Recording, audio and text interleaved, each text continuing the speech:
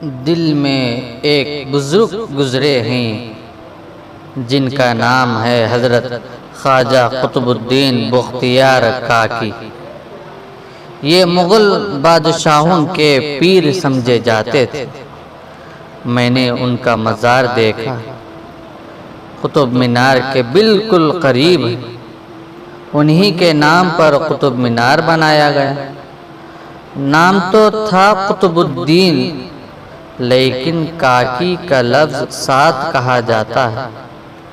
کاکی ہندی زبان کا لفظ ہے اور اس کا مطلب روٹی ہوتا ہے، تو ان کا پورا نام قطب الدین بختیار کاکی تھا۔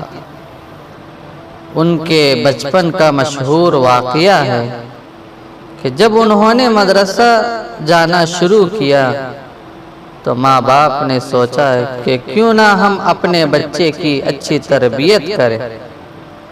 سب سے پہلے اس بچے کے دل میں یہ بات بٹھائی جائے کہ اپنے ہر معاملے میں اللہ تعالیٰ کی طرف رجوع کرے، یعنی اس کو توحید سکھائے۔ یہ ہر چیز اللہ تعالیٰ سے مانگے، ہر وقت اللہ سے مانگے، تاکہ اس کے دل میں اللہ کے ساتھ توکل پیدا ہو جائے۔ اس کی نگاہیں مخلوق کی بجائے خالق کے ساتھ جڑی رہے۔ چنانچہ ماں نے کہا، اچھا میں ایک ہیلا کرتی ہوں تاکہ اس بچے کے دل میں اللہ تعالیٰ کی طرف رجحان پیدا ہو جائے۔ اگلے دن جب بچہ مدرسہ گیا اور واپس آیا تو ماں نے کھانا پکا کر پہلے کسی بستر میں چھپا دیا۔ بچے نے کہا، امی مجھے بھوک لگی، مجھے کھانا دے دو۔ اس نے کہا، بیٹا کھانا تو اللہ سے مانگو، وہی دے گا۔ بچے نے کہا، امی اللہ تعالیٰ سے کیسے مانگتے؟ بیٹے نے کہا، اللہ سے کس طرح مانگتے؟ تو ماں نے کہا، بیٹا یہ مصلی بچھاؤ اور یہاں بیٹھ کر اللہ سے دعا مانگو تو اللہ تعالیٰ بھیج دے گے۔ وہ چھوٹا معصوم سا بچہ مصلی بچھاتا ہے اور اس کے اوپر بیٹھ کر اپنے معصوم ہاتھ پھیلا کر بڑی لجاجت سے دعا مانگتا ہے، اے اللہ میں بھوکا ہوں، میں ابھی مدرسے سے آیا ہوں، اے اللہ مجھے بھوک لگی ہے، تو مجھے کھانا دے دے، اے اللہ تو مجھے کھانا دے دے، مجھے بھوک لگی۔ بچہ اپنی پیاری معصوم زبان سے یہ دعا مانگ رہا ہے اور ماں سکھا رہی ہے۔ جب بچہ دعا مانگ چکا تو ماں نے کہا، بیٹا دیکھو تمہاری روٹی کہیں نہ کہیں اللہ نے رکھوا دی ہوگی۔ چنانچہ بچے نے ڈھونڈا تو بستر میں اس سے روٹی مل گئی۔ بچے نے خوش ہو کر کھا لیا۔ یہ روزانہ کا معمول بن گیا۔ ماں خود روٹی پکا کر کبھی الماری میں چھپا دیتی، کبھی کسی بستر میں چھپا دیتی۔ بچہ آتا، مصلی بچھاتا، بیٹھ کر اپنے معصوم ہاتھ پھیلا کر دعا مانگتا کہ اے اللہ مجھے بھوک لگی ہے، مجھے روٹی دے دے۔ جب بچہ دعا مانگتا تو پھر اسے ڈھونڈنے سے روٹی مل جاتی۔ ماں کا دل خوش ہوتا کہ میرے بچے کی توجہ اللہ کی طرف ہو رہی ہے۔ ایک دفعہ وہ ماں اپنے رشتہ داروں کے گھر کسی کام کی غرض سے چلی گئی۔ وہاں گئی تو ایسے مصروف ہوئی کہ اس کو بات ہی بھول گئی۔ جب خیال آیا تو کہا، اوہو بچہ تو مدرسے سے واپس آ چکا ہوگا، میرے بیٹے کو تو بھوک لگی ہوگی اور میں تو آج کھانا پکا کر نہیں رکھ آئی، پتہ نہیں آج کیا معاطا بنے گا۔ اب آنکھوں سے آنسو ٹپک رہے ہیں اور دل پریشان ہے۔ تیزی سے قدم اٹھاتی ہوئی اور دعائیں مانگتی ہوئی جا رہی ہے۔ اے اللہ میں نے تو اپنے بچے کا یقین اور ایمان تیرے ساتھ مضبوط بنایا تھا، مجھ سے خطا ہوئی، میں بھول گئی، میں اس کے لیے کھانا پکا کر نہیں رکھ سکی، میرا بیٹا آیا ہوگا، اس نے دعا مانگی ہوگی، اے اللہ تو میرے راز کو فاش نہ کرنا۔ چنانچہ ماں رو بھی رہی تھی اور گھر کی طرف بھی چل بھی رہی تھی۔ جب گھر پہنچی تو دیکھتی ہے کہ اس کا بیٹا تو بڑے مزے کی نیند سو رہا ہے۔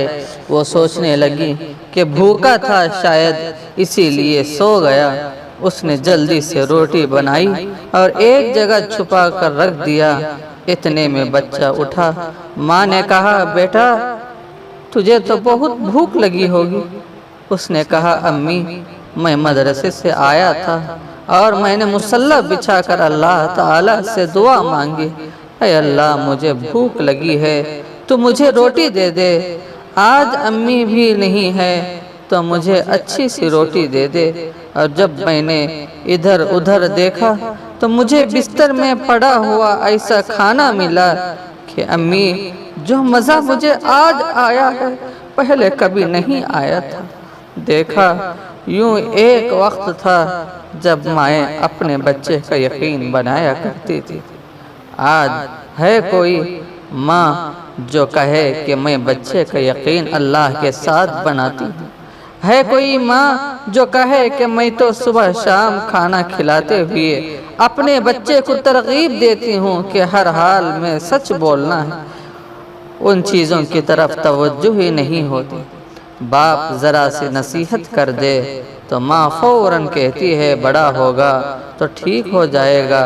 حالانکہ بچپن کی بری عادتیں بچپن میں بھی نہیں چھوڑتی۔ آج تربیت نہ ہونے کی وجہ سے اولاد جب بڑی ہوتی ہے تو وہ اپنے باپ سے یوں نفرت کرتے ہیں جیسا کہ باپ سے نفرت کی جاتی ہے۔ ایک وقت تھا کہ عورت صبح کی نماز پڑھا کرتی تھی اور بچوں کو اپنی گود میں لے کر بھی سورہ یاسین پڑھ رہی ہوتی تھی، کبھی سورہ واقعہ پڑھ رہی ہوتی تھی۔